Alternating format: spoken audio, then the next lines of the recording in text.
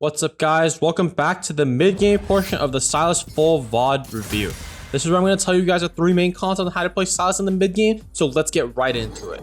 The first one, as soon as you're done winning lane as Sylas in lane, because I'm going to assume you guys are just that good that you win every lane, the next thing to do, you have to roam. You have to roam as Sylas because that is where you are even stronger.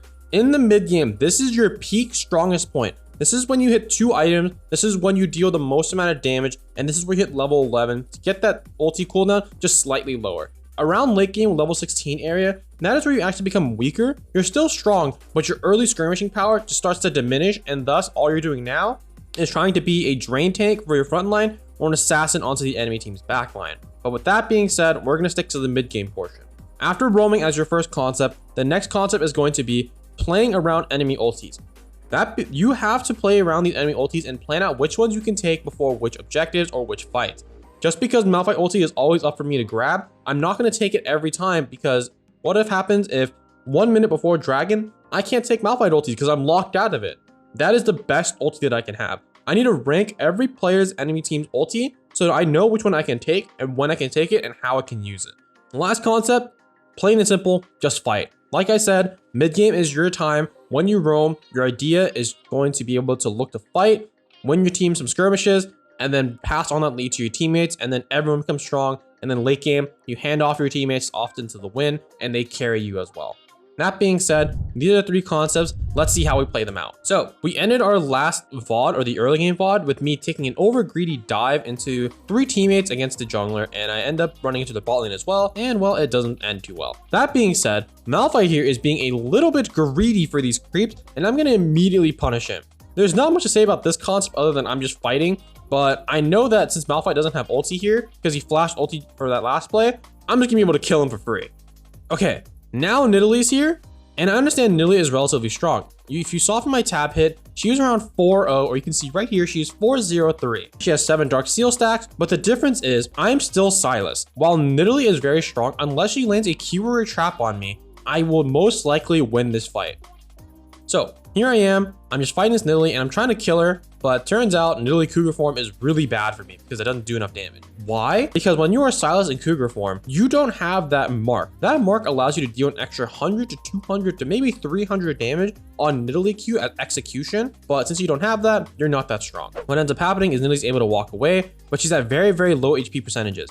So while I know she's low and Malphite just TP back in lane and I can fight him, I'm gonna ward just in case, and here, I get to clear a pink ward because, well, I know I can get away. And I know that Nidalee is low enough so where she can't fight me yet. Okay, waves in the middle, and this is a big tip. You do not want to immediately shove the wave unless you have a plan. My plan here is I'm looking to roam. I'm not looking to fight Malphite here, but if he walks up to me, you can bet damn well that I'm gonna try to fight back. Fortunately, he dodges my E, and so I can't get the full combo off on him, but I do get another W.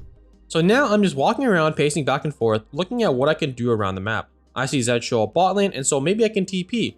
But at the same time, if I TP bot lane, and if I just trade a TP just for 1 kill, it's not worth it. Zed already picked off my AD carry, so it's good that I didn't TP bot. Now I'm sitting in this bush waiting to cheese this Malphite because I know that he's around half HP. When someone's half HP around Sylas and you're this fed as I am, chances are you can probably one-shot. But here we see Malphite go mid lane, which means that Nidalee could be topside.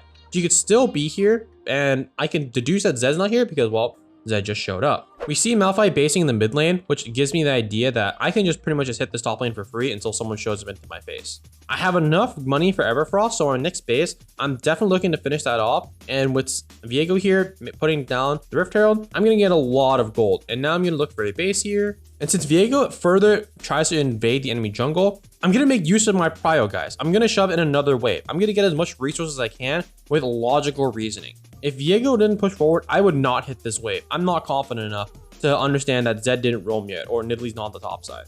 But since I know this now, I'm gonna now take my base with my 2.6k, 2.7k, buy my Everfrost, and now this is where you guys kind of go a bit loose. Most Sylas players usually do no brain builds where they just go on OPGG, U.GG, look up pro player, and they don't think about what items to build. While I know that Everfrost is a very good solid first item, your second item is the one that makes or breaks you. Most Sylas players end up just brainlessly going Cosmic Drive for this big CDR and lots of AP. While that is usually a very good second choice, If you look at this game, they have a Nidalee who does execution, a Ziggs that tries to execute you with ulti, a Zed that is an ulti that's an execute in a full combo, and a Malphite ulti. Why would I not want to build a Zhonya's Hourglass against their team? This is such a good item even when they only have one AD, and that AD being the Zed. The point is, this allows me to pretty much dodge their ultimate abilities, which deal more damage than any of their AP concepts can provide. Here, after I finish my buy, I'm actually gonna look bot lane and I see the enemy bot lane's getting dove, or my bot lane is getting dove rather, and the enemy team's getting really low. So at this point, I'm TPing to pick up free kills, especially since I know Nidalee here is with a big shutdown. So this TP is already worth, and there's no reason for me to hold TP anymore, simply for the fact that I don't have a tower or a lead to give back to Malphite. Malphite can farm probably 8 waves, and I'll still be even with him if I even just farm 2 waves. So now I'm making use of my concept. I'm roaming. I'm looking around for fights. I want bot lane. I save bot lane from a dive. I'm going mid lane. I believe I'm going to take some mid lane farm and push this out. I believe that Qiyana should be going into the top side now instead of just auto-pathing mid. I was wrong. Qiyana just auto-pathing mid. And so when I see Qiyana auto-pathing mid, my brain shifts. I look at top side. 2 people were top. There's probably no reason for me to go up there because everyone is afraid of me on the map right now. The only time people aren't afraid of me is when they have more than 2 to 3 people right behind them. So with that being said, I'm not going to make any visible roams. But if I look here, I'm going around for the Ziggs, because now bot lane is freed up for me to actually go take some farm and some EXP. And so again, when you guys are roaming, a very big tip: do not fall behind in EXP and farming. Just because you are really fed and very ahead, that doesn't mean you are simply Jesus. You still need to upkeep your lead other than just kills. You need to keep up that EXP, keep up that farm, so don't let it get ahead of you. So here, Ziggs is going to try to execute. He actually ends up killing the turret, which allows me to just come in with a free W, and here comes Rakan. Here I try to snag Rakan with the Everfrost, but it barely misses, so I'm just going to hit the rest of this wave. Here I take Rakan's ulti. The reason why I take Rakan's ulti here is because I know Zed is showing up. The only time they're not afraid, like I said, is when they have 2 or more people behind them. So here Zed looks for a little bit of a combo. I'm playing very aggressively here because I know that Nidalee's coming down, but they don't know my Qiyana's coming down. So my goal is I'm playing this fight as aggressive as I can. I bait out the Rakan ulti. I make Zed have to run away. And now I'm going back in for another kill. I'm playing around my Zilean ulti because I know that even if I take a ton of damage, I usually can't die. And so after they don't kill me with the Zilean ulti off, I need to run for my life. This is the part where I understand that while I am strong, I'm not stupid. And if I give up this big lead, chances are I won't be able to recover from it, or rather my teammates won't.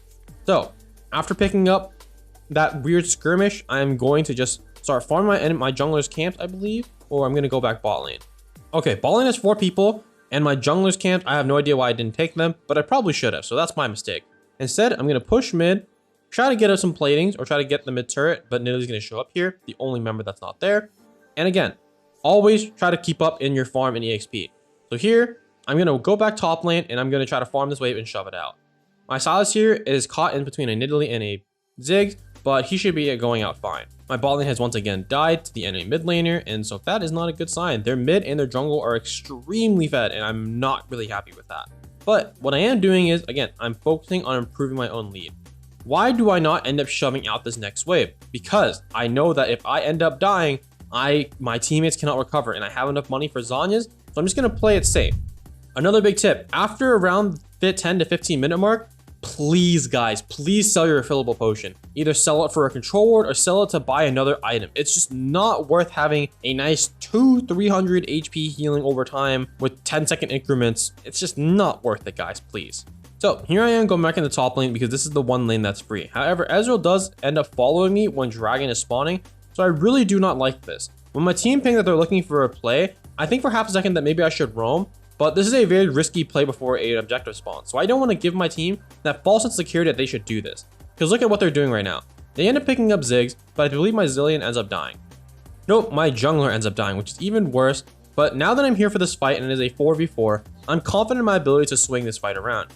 Zed uses his W, and so now let's get into Sherlock Holmes mode, where I'm thinking about what can happen in this team fight. Dragon's coming up. That pretty much allows me to lock in my brain, okay, I can take Malphite ulti here, because if I win this fight with Malphite ulti, Dragon's going to be ours. The second thing, I understand Zed's W has been placed right here for a poke, so anyone that shows up in this vicinity, he's going to try to go for it if he's squishy, or if the team decides to engage with Malphite ulti. Third thing, Malphite has ulti here, and so does Rakan.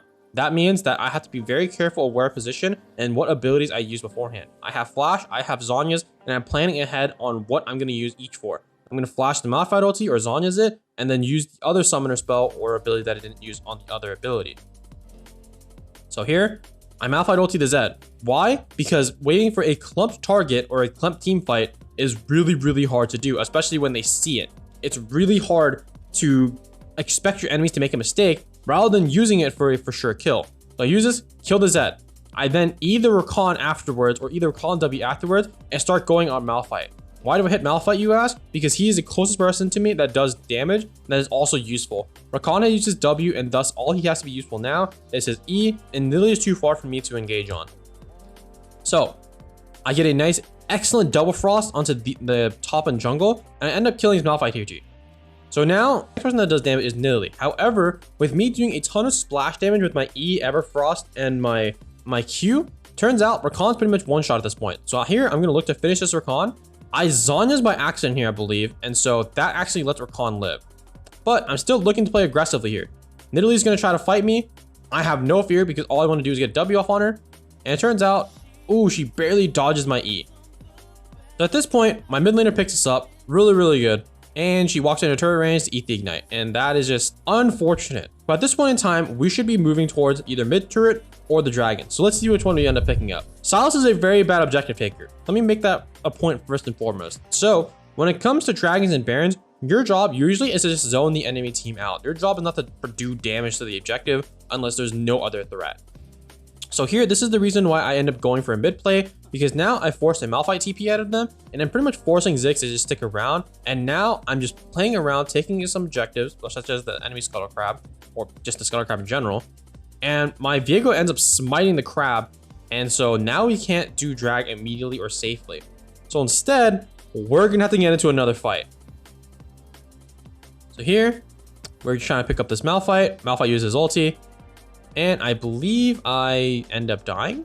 Oh no, I actually end up living. I don't know how I ended up living, guys. I don't really have a commentary for that, but just know that I'm alive, I'm the best, and I'm gonna base behind this wolf camp. The reason why I'm basing behind this wolf camp is number one, it's just a safe place that no one really wards, and so they're not gonna come looking for me because a fight is happening in front of their face. The second thing is I have TP, and so if I wanna win this fight, I need to base right now, heal up as much as possible, and then look for a TP angle to stop this fight, or stop this drag take. And that's exactly what happened. I TP to a ward behind the Baron or the blue buff, go in on the Ziggs, try to one-shot him, successfully one-shot him, go on the Rakan, successfully one-shot him. And all of this is because I am roaming and because I'm playing around the ultis. I'm playing around the Malphite ulti I can take, and I'm also playing that Rakan ulti I could take right there. Because of that Rakan ulti, Rakan can successfully peel the Ziggs from me, and I also stop the Ziggs from immediately double casting his W to leap away. And then I'm also just perma-fighting, making use of my big lead that I got from the early game and extending into the mid game. I am now 11, 1, and 4, and I'm going to pick up this Mountain Drag for my team. With no threat being anywhere in the vicinity, this is where I'm just going to burn all my abilities onto the dragon, onto the objective, even though I really don't want to. And so at this point, now I'm just looking for another fight because I know 3 of their members that I just killed are going to be in their base, Ziggs being the first one to step out because he's the one that I killed first. Up next, I saw that Zed was mid, and so the only 2 possibilities is Nidalee or Rakan being here, but I know that they're in base because I just killed them.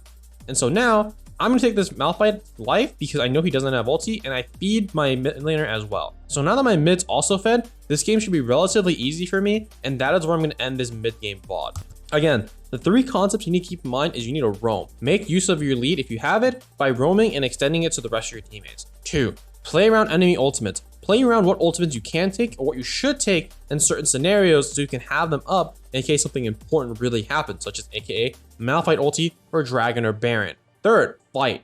No matter what, you are very strong, but don't take limit test fights. Okay, you can, but don't take fights that are completely unwinnable. Just fight as much as you can to where you're comfortable with in order to extend your lead and pretty much suppress the enemy team with what you have. Thank you guys for watching. Stay tuned for the late game Sylas VOD.